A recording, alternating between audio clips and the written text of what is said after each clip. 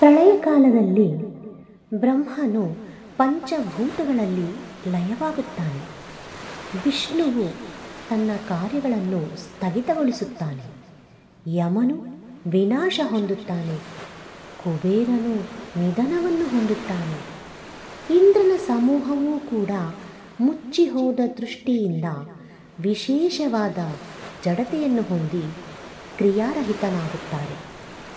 ಓ ಪತಿವ್ರತೆಯಾದ ದೇವಿಯೇ, ಈ ಮಹಾಪ್ರಳಯದಲ್ಲಿ ನಿನ್ನ ಪತಿಯಾದ ಹರನು ಮಾತ್ರ ಯಾವ ಅಡ್ಡಿಯೂ ಇಲ್ಲದೆ ವಿಹರಿಸುತ್ತಾನೆ.